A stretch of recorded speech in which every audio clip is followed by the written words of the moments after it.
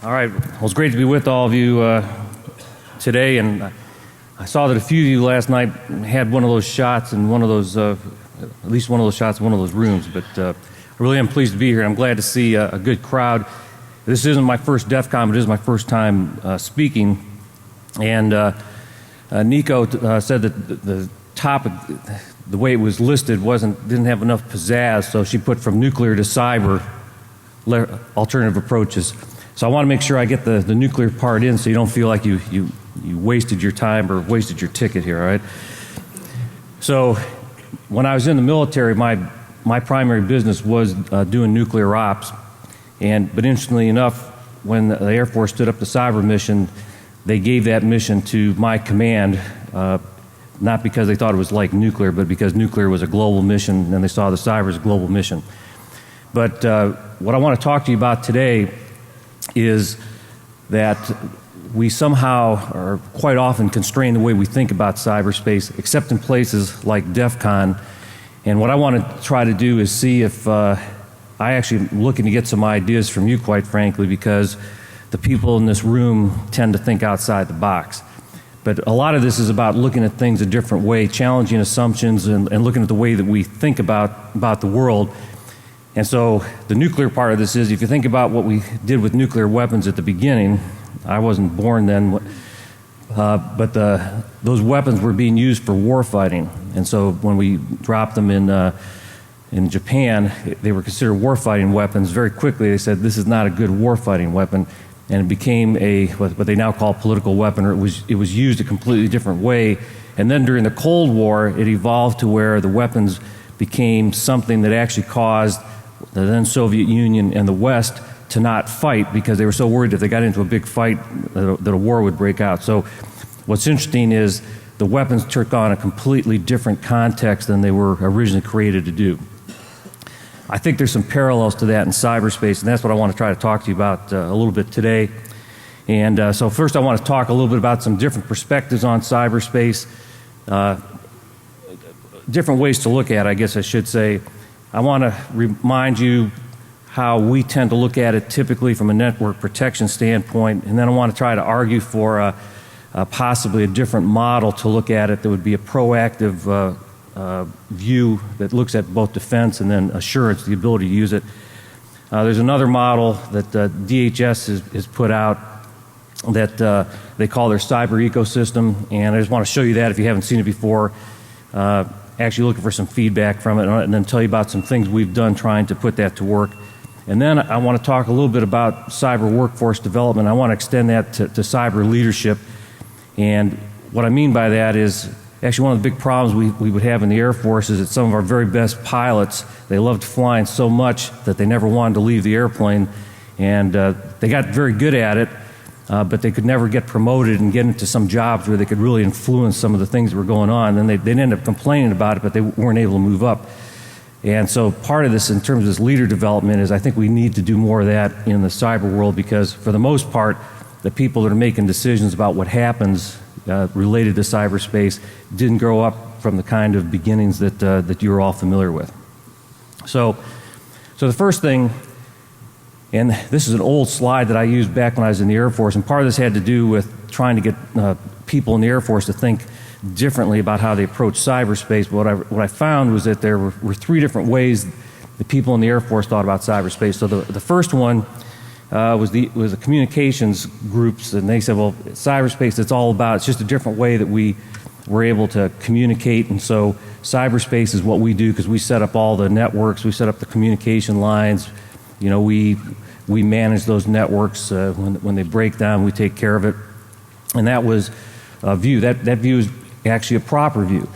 And then you had the intelligence community that said, well, you know, the only way to really defend against attacks that we're getting in cyberspace is we have to have this really good intelligence.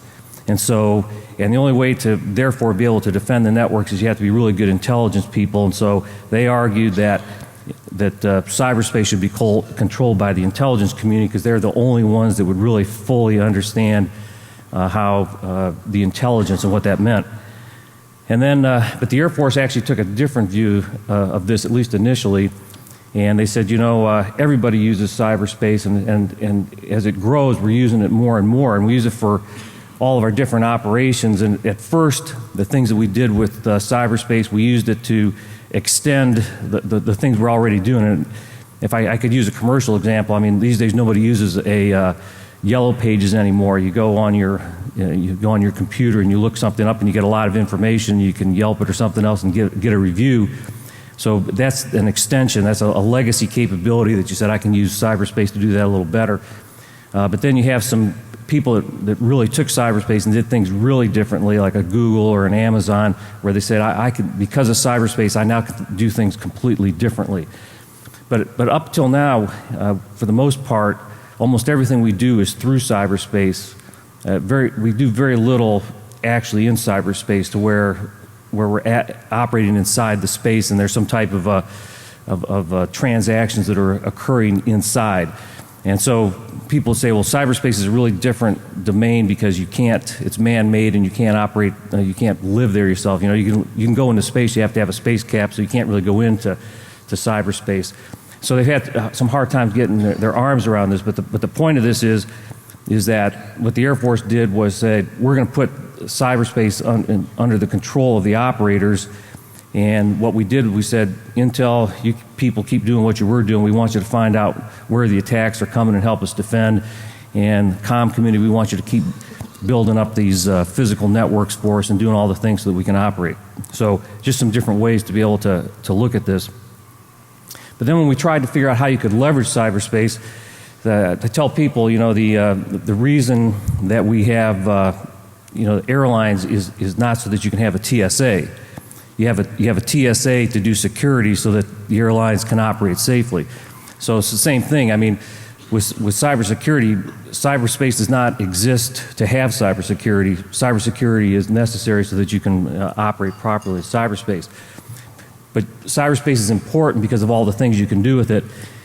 And so one of the things that it does, it gives you this capability to bring together all these different communities. And just as you see listed up here, it can be, whether it's a political, it can be a military, it can be economic. It allows you to do a lot of social things. In fact, that's one of the big areas that we see growing up substantially.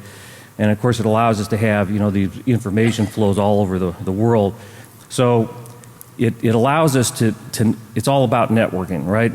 So you have physical networks, you have these informational networks, and then ultimately you have people networks that are using this. And that whole thing put together is what makes the cyberspace so tremendous. But it has these interesting attributes, and one of the attributes is that for the most part, when people are operating there, it's you're anonymous when you're operating. Now you don't have to be. If you want people to know who you are, you can tell them, but otherwise you don't. The other thing, if you're actually inside cyberspace, if you will, it's some kind of an alter ego that's operating there. Why? Because you can't go there. So I mean, you have a username or something, and it's what actually transfers through the cyberspace. So it's a different way to think about it. The other thing that's made difficult for people to fully accept this is there's no such thing as time and distance. And there's kind of a funny anecdote that I like to tell people about this. We were doing an exercise, and it was a global exercise. We had people in the Pacific, we had people in Europe, and of course people in several different places in the United States. And we were doing a planning operation. Of course, everybody was using chat rooms and they had headsets on. And one of the people that came in to watch this saw these two people that were right next to each other, and they obviously were exchanging information with one another. And the observers said, "That's odd. Why doesn't he just turn to the person next to him and tell him what he wants?" And they said, and we were kind of flabbergasted, but they didn't fully appreciate the fact that there was another 200 people that were working on this project, but they're in all these different places. So this notion of time and distance is really different. That extends to this being able to have a virtual presence. It allows you to actually work with someone, and if you can break through the fact that you don't have the actual human contact, you can almost feel like you're doing that. But there's two other things about it that I show here. One is that with cyberspace, information has become a commodity, and as a result, we get a lot of information. In fact, we almost get more information than we can stand. And so now before we used to pay to get information, now we pay people to sort our information for us, right? Because you get so much. And then the last one is this idea of a smart agent. And that, once again, is because you can't actually function in cyberspace, so you have to have an agent do it for you. And an idea of if we ever took the smart agent to its full potential, today, let's say you wanted to order something off the internet, like a tie to match a suit that you had, for example. Well, you would go onto the internet, you would you'd run a search engine, find some places that had it. You might look up the reviews, and then you would select that tie. You'd work the transaction. It would then connect you with whoever's going to work the credit card, and then you get your tie, and it gets mailed to you. Well, if you had a smart agent doing this, you would actually just launch your smart agent, and the smart agent would then meet with all these other smart agents for you in cyberspace, go make you the best deal you could find, and then the tie would just show up in your mail, right? That you wouldn't be involved with this at all. And eventually, I mean, hopefully, as a matter of fact, that's where cyberspace will go, because you'll fully leverage the networking capability that it brings. But again, cyberspace is very powerful, and just trying to expose just a different way to think about it. Now, this group here would understand this chart more than the typical audience that I would talk to. And one of the big challenges we have, both in the business community and then in the government sectors, is that the way we operate, particularly in the West, is it's kind of a seniority system. So you start at the bottom, and then you work your way up. And so if you look at the left side there, it's just this hierarchical structure. And the notion is that the higher up you are in that structure, the more power you have, the more value you have, and you're also better looking, or at least that's what everybody that's at the lower level tells you, right? Well, in cyberspace, it doesn't work that way. It's a network. It's a meritocracy. There is no top. There is no bottom. And your real power comes from how many connections you have. So, I mean, if you have a lot of information, but you have no connections, then you also have no power. So the more connections you have, the more powerful you are. And the other thing is that your value, it's a meritocracy. So you could have a lot of connections, but if you all of a sudden kind of get lazy and you're no longer contributing anything to the network, then your value to that network goes down dramatically. So that's very different. Well, the problem that we have is that the people who have, after many years, risen to some good level using that left-hand model are kind of frightened by the right-hand model. And they want to push back on it. But the reality is, you don't have a choice. When you're operating in a global system, it's going to operate like a network. You can't force it into a hierarchy. We kind of learned that with the automobile industry, by the way. We thought that because we could control all the automobile sales that went on in the States, they didn't need to do all the things from a quality standpoint, price control, and everything else. And then the global market came in, and the U.S. auto industry almost failed. It was a very hierarchical approach. They adapted those same kind of methods that were being done, became a global kind of a business again, and now they're starting to thrive, and they're actually doing very well. So understanding that you can't always force the model to operate the way you want is important. But for this group, understanding that you're fighting the model on the left, but you need to keep doing that and recognize that you're operating in this network, but there are people that want to connect with you. So this should look very familiar with you. This is the traditional way that people look, and when I say they, in the Department of Defense, this is how they would look at enterprise network protection. And in the interest of time, I don't want to walk through it, but this came out of, there was a national military strategy for cyberspace ops, came out in 2006, and then when they were looking to figure out how they were going to implement it, they said, well, what are the different things we need to deal with? And they realized that the attack vectors that are involved in doing this are tremendous. I mean, there's all these different ways that you can get in. This community knows better than most all the different ways you can get in. One of the funny things, though, is, if you want to call it funny, is that they kind of ignored the social part of it, which is probably where a good 80% of the attacks actually come from. And when you look at some of the things they have, with the ways we try to do law enforcement, the CNDRA, that's a computer network defense response capability. So it's if you launch an attack, then you'd have some kind of a response. But the reality is, when people look at this, they say, that's an awful lot of different ways that somebody can get at me, so it must be impossible to protect. And realistically, and this community would know, if you take this pure approach, it is going to be impossible because the advantage goes to the offense in something like this, and you can't possibly defend against every possible thing that's going to happen. So that's why I'm suggesting we need some alternatives to this. We need to have some different ways to think about this. And I asked if I could talk to this group, because if there was anyone that would be able to find or come up with some ideas, I figured would come out of this group. You're phenomenal at solving problems, right? So there's one other thing I just kind of wanted to introduce in terms of the problem set here, and that is, if you look on the far left side of this, you see the the DoD networks. Well, they're controlled and operated a certain way. They're somewhat closed. They've done a lot of work to reduce the gateways to the internet, but there are still gateways, but there's an awful lot of information that's available from a protect standpoint. So they've got a lot of intelligence, and intelligence comes from a lot of different means, and that intelligence is not widely shared. Now, they extend some of that to the other government networks, and they brought in the Defense Industrial Base, that's what the DIB stands for, because they said, our adversaries are now going after the defense contractors who are not as well defended. So based on that previous model, they're going to have more information to be able to protect themselves.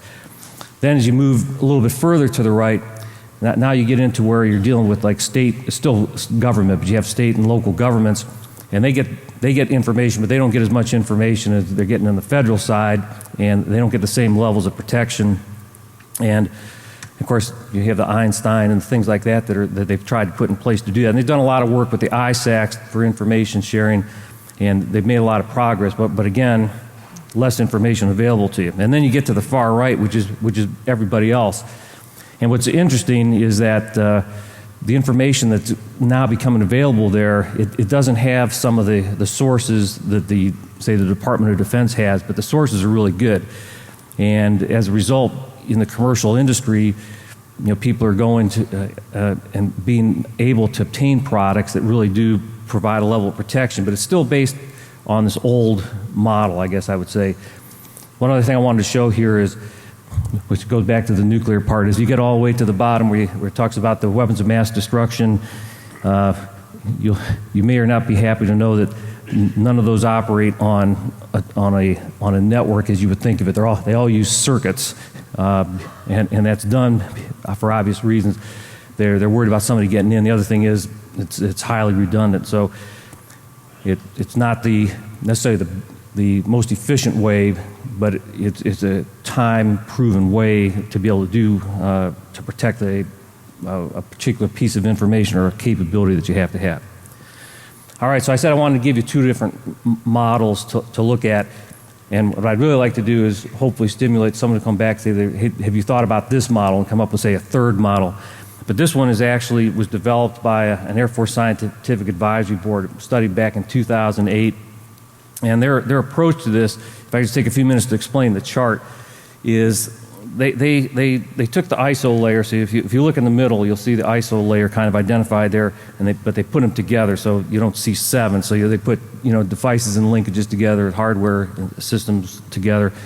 But then they added 2 layers to it. They put a human organization and a mission layer. So they started with that foundation, and they said, so what do the attacks look like on those different layers? And so what you see on the left are the things that they did to try to characterize how those attacks would be done.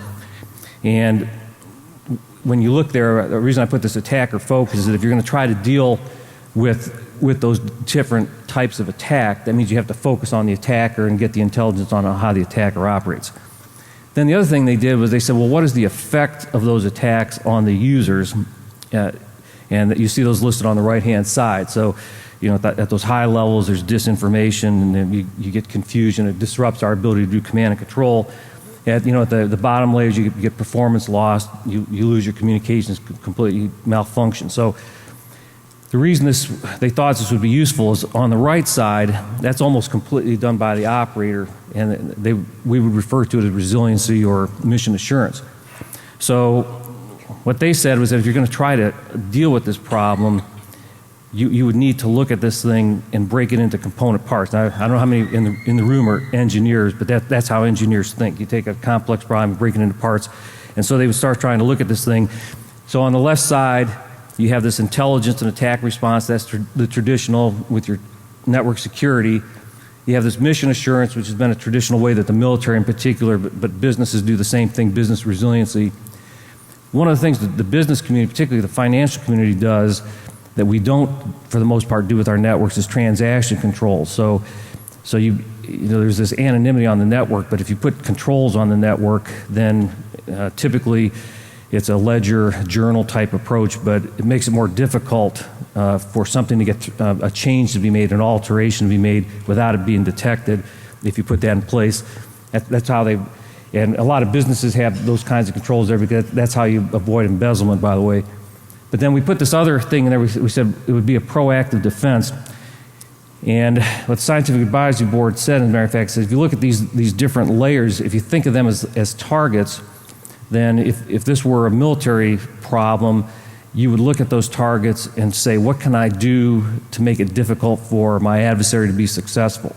And there's three typical things that you do. You can harden it, you can maneuver it, or you can obfuscate it like stealth, or make it camouflage so it's hard to see. So they said perhaps we should identify some of these really critical areas, and that's how we should be looking to spend our resources. But part of the problem is that we have not had a lot of good proactive ways to deal with this developed. So, but I wanted to show you just, some of the things that have been done. So if you look from a purely network security standpoint, and you look at this left-hand side there, what we can do is say, well, in addition to the normal thing, they've set up these virtual machine sandboxes. They've done things to monitor user behavior, to look to try to detect, to say that it's not the right person on there, some kind of two-factor authentication. There's been some transaction controls done primarily in the business community because that it kind of fits for them easily. There's products out that will monitor your registry, and for example, in fact, in the Department of Defense now, they have, it's called a host-based security system. When you first connect to a network, it actually looks to see if your registry looks the same as it did before, and it alerts, but it doesn't do anything to fix it, but it alerts you that the registry looks different. You can do things with the hypervisor that you guys would probably know more about than I do, that actually monitors how the operating system is behaving to see if it looks like someone tried to put something in there. And then at these lower levels, they can put in resilient capabilities that if something happens, if it takes out a router or something, there's another pathway, that type of thing. So, but these are still the fairly traditional approaches. If you want to try to take a look at how you would deal with these targets, these are some of the things, and a lot of them, they become more process-oriented, but you could, if you found some ways to put some technology behind it, it could be very useful. So the idea of the two-person controls, that's another nuke part of this thing, which is one of the ways that they make sure that some single person can't do something with a nuke, is you can't do anything unless you have two people, and they always put the controls far enough apart that you can't possibly do both of them at the same time. If you're trying to deal with people understanding the target, so if you're a good hacker and you go in and you start looking at a system and you start doing all of your reconnaissance, if that system changes, so they rotated the process they're using, they changed the system or the process, then you have to start over again. So that's considered one of the proactive ways that you can defend. That's a maneuver type or a movement thing. The session controls, they put a lot of, there's some different products that work with session controls now that look to see if a session's been hijacked, and they can terminate the sessions and minimize loss of data or damage to the system when they do that. There's been some things done with the operating system obfuscation that it actually looks like it has a lot of promise. The only reason you don't see much of it being done is that once you do that, the people administering the network have to know a lot more about the systems to be able to deal with it, because it's going to look different to them every time, so they have to know what's behind the curtain to make it work. And then at the bottom two you see there is, the banks do a lot of this, by the way, is they shift their hardware. So by rotating hardware is the same thing. When you're trying to, if a hacker's trying to come in, one time they go in as one piece of hardware, another time it's a different piece of hardware, complicates the problem for you. And then the other thing they try to work with is device diversity. That's not what they do in the Department of Defense, by the way, which is a little bit problematic, is they want to make things standard, so they're all the same, right? But with no diversity, if something goes wrong with one of them, then they're all going to fail. But in the business community, I think they've been a little smarter about that, so you see a lot of diversity with machines, operating systems, routers, all parts of the network. So that's one way to think about the proactive defense.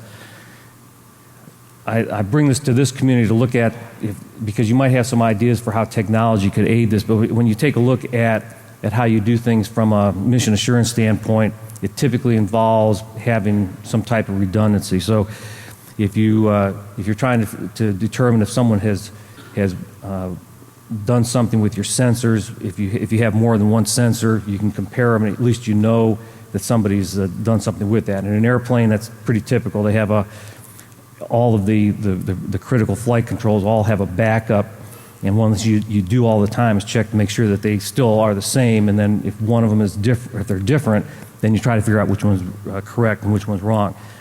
You assume in most military operations that you're going to lose communication, so they put in what they call lost communication processes. And so if you put those kind of things together, that's another way that you can deal, particularly with some type of an attack like that actually causes your comms to go out. The redundant type apps means that instead of just using one particular application to do whatever your process is, you have more than one. By the way, in the Department of Defense, they're always, that's an anathema to them. They say, we're going to standardize it and we're going to save money because we only have one. Business community says, I want to have 3 or 4 because if one breaks or one quits working, I want to have a backup. They've started dealing with some of the attacks. I wanted to go to the talk yesterday. It was talking about some of the ways to beat some of the systems for dealing with the DDoS attacks, and I wasn't able to make it, but they have some things that they put in place there that at least would try to mitigate some of those effects. And then when you get down to the hardware layer, the only way to do it is to have more than one path. And one of the strange things about people when they talk about cloud computing and things like that, cloud computing is great, but if you've only got one circuit or leading to the cloud, then you only have a circuit.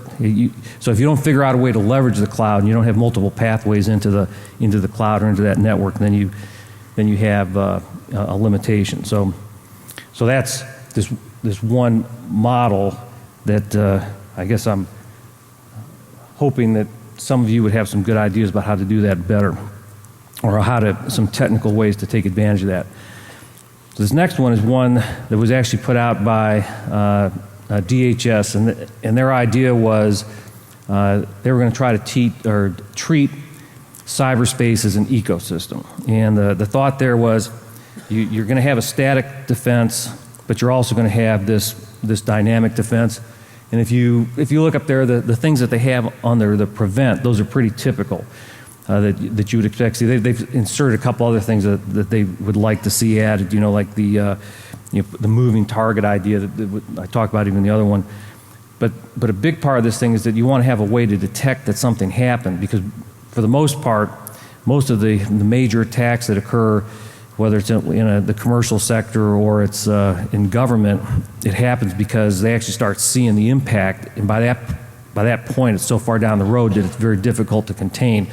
So trying to put processes in for detection gets to be important. That's still considered kind of the static piece of this thing. On the dynamic side, they want to have a lot of information sharing. Why? Because if you're only looking at small points, it's one thing to be able to sneak under the radar because you avoid crossing a level, but if you're able to bring in from multiple places and you say, hey, there's this kind of a odd behavior, abnormality here, and I got the same thing here and the same thing here, now you say maybe there's something going on, and by combining the information you can leverage that. When you see that, then they want to have processes in place to respond, and then as soon as they can kind of put things under control, then they want to have processes to recover.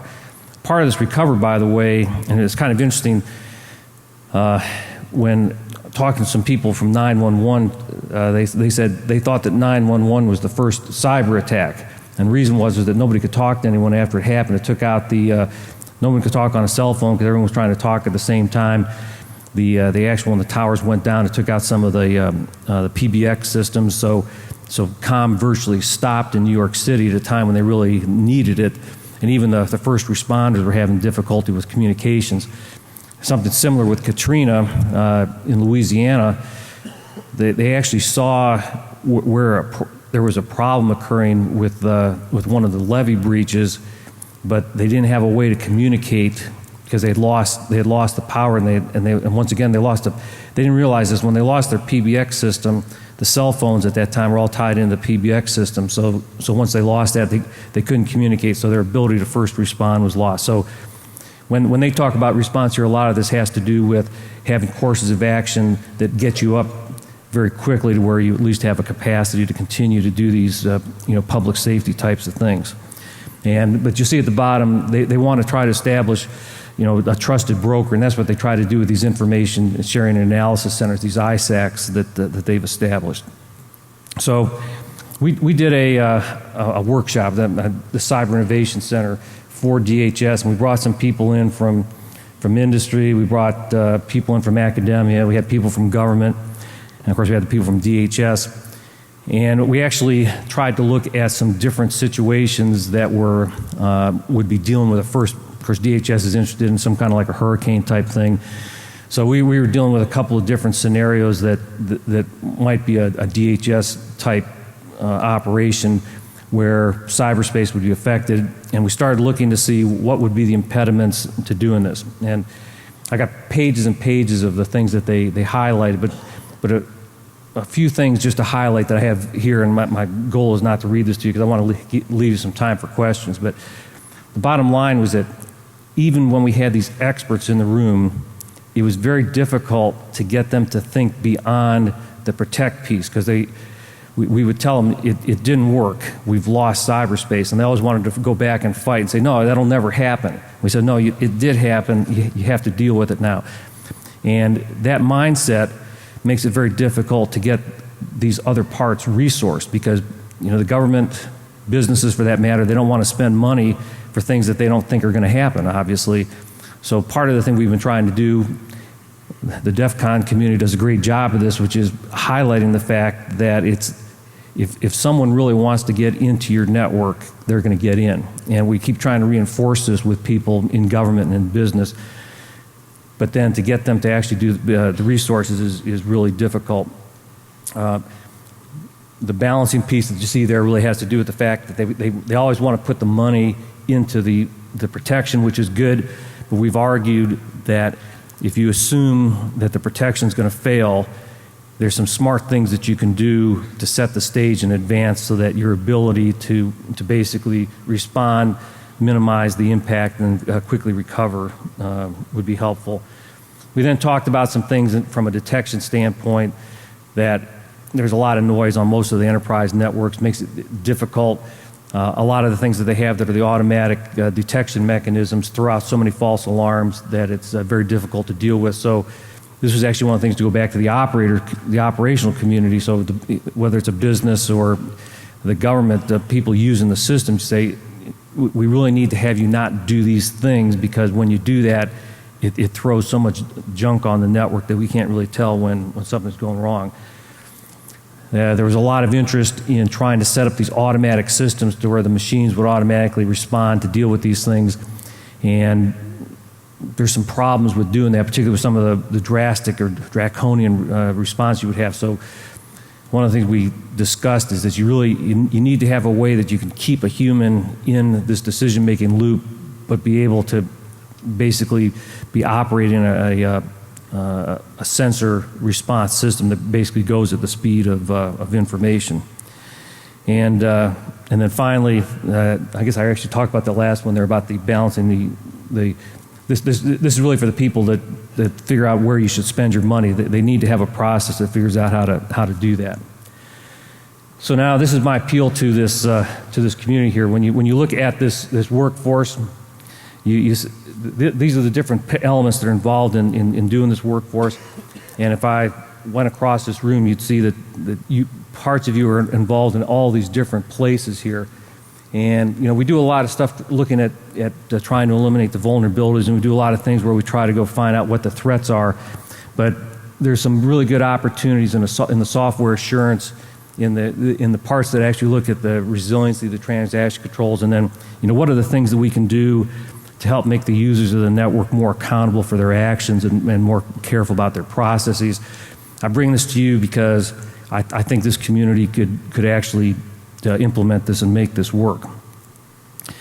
So that's the workforce part of it. And the leader part of this is kind of interesting. This is a typical model for any kind of a pyramid type organization, right? But you have all these different functional specialties at the bottom, and just like we showed on that little chart before, the communities come from many different places. We tend to get very good in those individual areas. But the people at the next level, which we call the operational leaders, they're the ones that are able to integrate and pull these things together. In the cyber community, we haven't done a very good job of figuring that out. We tend to be very stovepipe. So a lot of the things we've been trying to do is encourage people who have expertise in one part of the cyberspace to cross over and do something else and learn about that other piece of it so that they can help later with this integration. At the strategic level, that's where you're actually trying to tie the thing back in and you're trying to make it useful. And the other part that we're trying to do is we have a lot of strategic leaders today that know virtually nothing about cyberspace. They don't want to know in some cases, but it's incumbent on us to try to get them to understand the things that you know about cyberspace so that they can be better strategic leaders and they can better leverage cyberspace. So that's what I hope that I was able to talk to you about today. I think I left us with a few minutes for question. I'm happy to take questions. I brought my pen with me because I'm also happy to take ideas, but thanks so much for spending time with me, and I hope that you have a great DEF CON.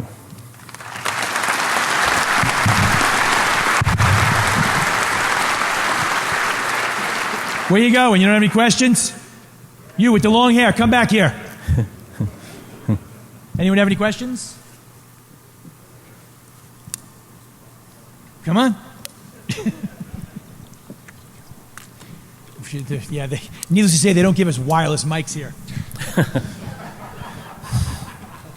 You really tantalized us with conversation about nuclear weapons and that they're not connected to the internet but connected via circuits. I know you probably can't give us details, but at least tell us you've got the best people on this. And it's all two-man control too. So yeah, the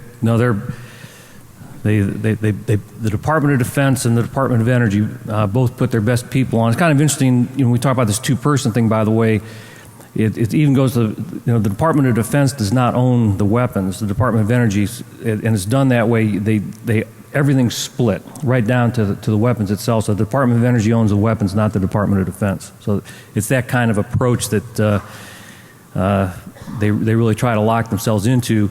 I tell you though, it's kind of interesting if you think about administrators on systems, and see the banks do this, by the way.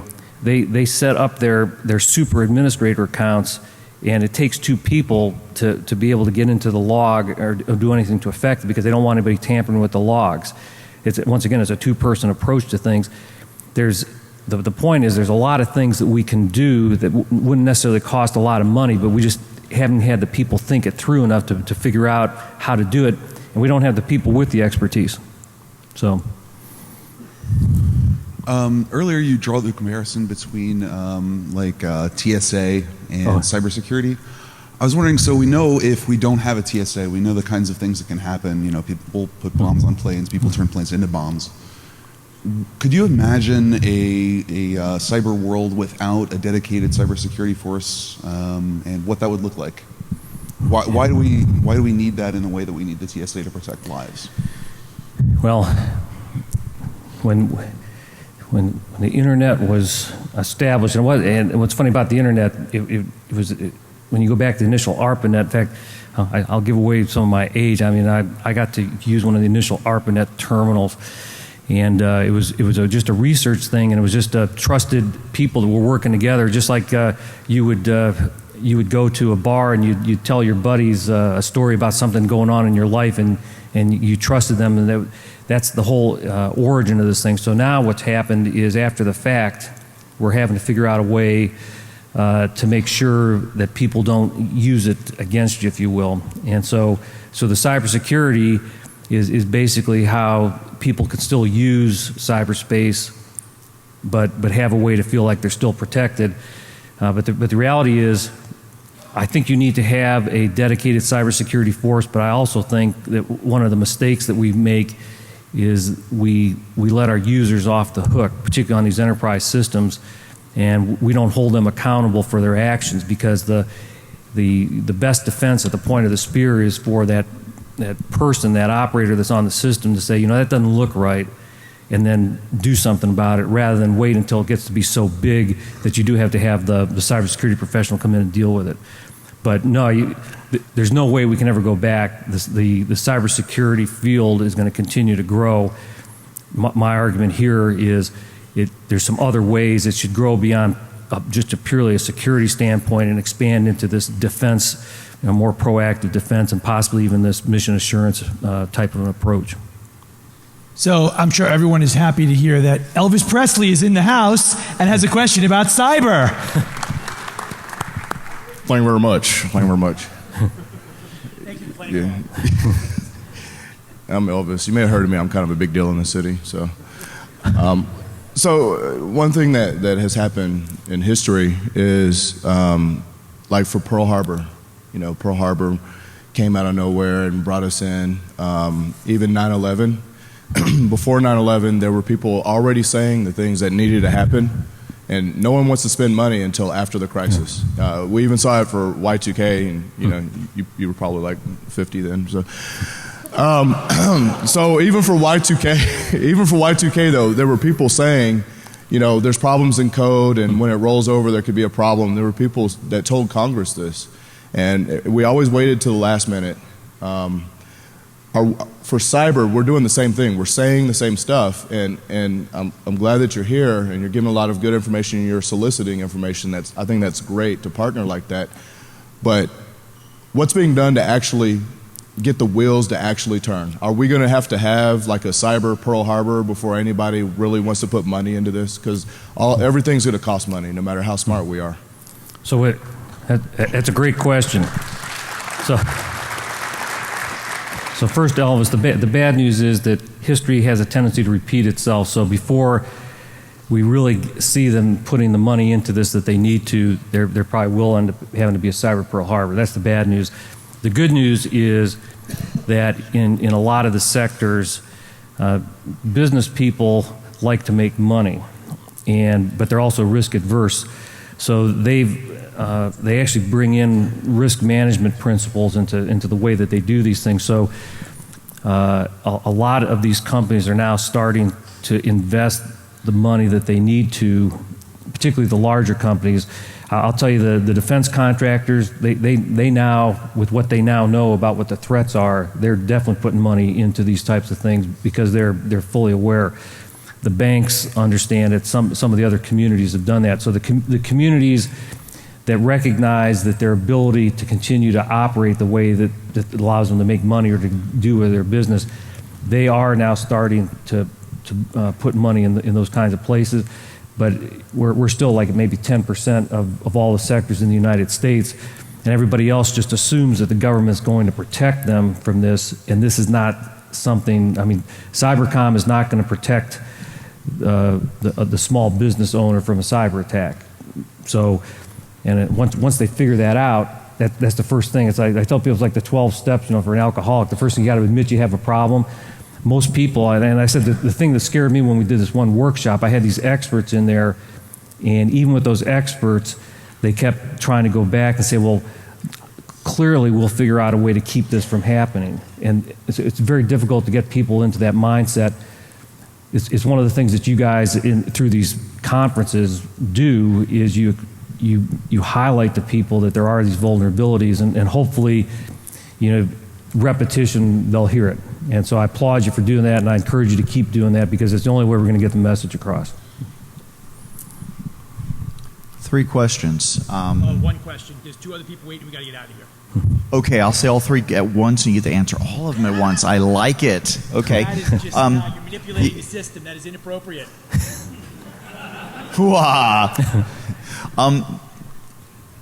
One of the things that we've seen DARPA do is that they've engaged the community through the Cyber Fast Track. Apparently, Cyber Fast Track has now been turned off. Will DHS or anybody else pick up this, or will all the money go to the big contractors and slow innovation, or will we see the same kind of initiative engage this community to develop those unique ideas, those unique defenses? Yeah, so I didn't realize, I thought that DARPA still had money in the Cyber Fast Track, but Defunded. that is somewhat typical for DARPA. DARPA's thing is supposed to be able to get something started and then have others try to pick it up. So what I can tell you is DHS does have some programs. In fact, the stuff that I do at the Cyber Innovation Center, which is pro bono work for me, is work that's actually funded by the National Science Foundation and by DHS. But if you go around the country, there are a number of, and they tend to be nonprofits that have stood up all around the country that are starting to take this thing on. So it's becoming somewhat of a grassroots effort, and I'm actually encouraged by that. There is a lot of interest to do that. So. But it's not going to have the kind of funding that the DARPA was able to put into it, though. That's the challenge. Yeah, the other thing that's being defunded is the DIB. You've mentioned the DIB during this whole process. Who's going to take that initiative? Well, so the DIB pilot went up, but the information sharing continues. So it's all important. They do still have the information sharing piece, but they're using the ISAC to do it now. Yes, sir. To what degree do you think, from a information assurance standpoint, we can start selecting for what Nassim Taleb, the guy who wrote Black Swan, would call anti-fragility? The sense that right now we're in an environment of few large targets, large fragile targets, crack once, exploit everywhere. Where what we need to do is start going towards a diversity of smaller, more robust targets. How are we going to get that changed around, since the business imperative seems to be towards consolidation, conglomeration, and single source support, much the way standardization, much the way that DoD does? You're exactly right. It's a huge problem because. Particularly in the business community, they're looking for efficiencies. With sequestration in particular, everybody's looking for efficiencies in government as well.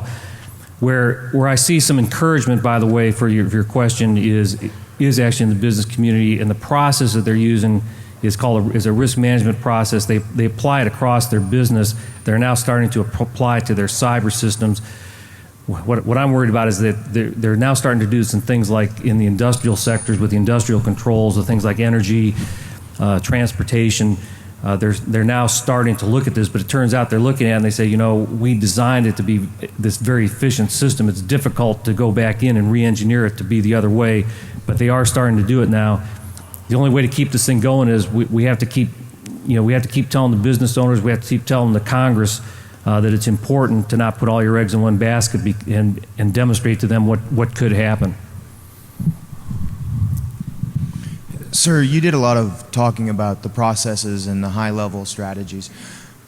One of the things I've seen over and over again in government organizations that I've worked with is that this is about the people.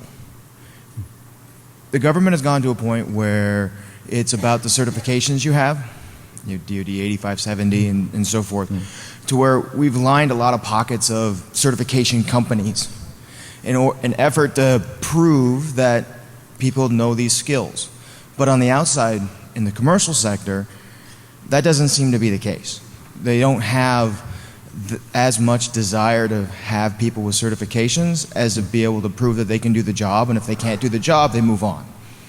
And they have a hierarchy set up to allow people to grow within their organization. In most government contracting companies that I've seen, and in the government, military, and civilian markets as well, they want people to get a large breadth of knowledge. Is there any thought about maybe changing that paradigm to where we get specialists, where we let people focus in on the technical aspects, on the things they like to do, that they're good at, and let them stay there without penalizing them within the system, and maybe getting away from making it so hard to get rid of people and encouraging growth from within. Yeah, so to be perfectly honest, I still have friends in government that work on the personnel sides of things, and they actually are looking at the exact type of thing you're talking about.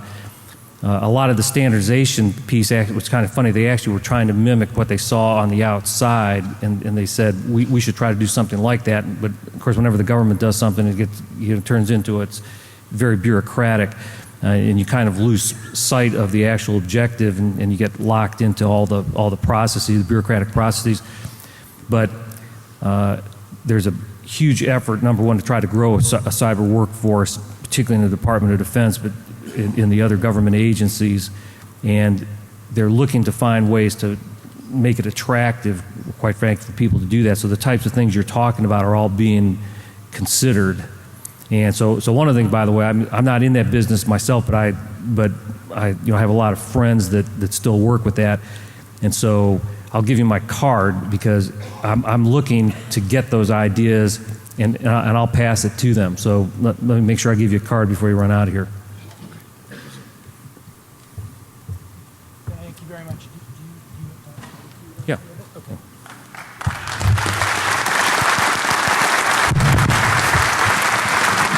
All right, so we need to clear the stage for the next speakers, but we're going to take the general over to the Chill Out Cafe, so he'll do some Q&A there before he heads out to the airport.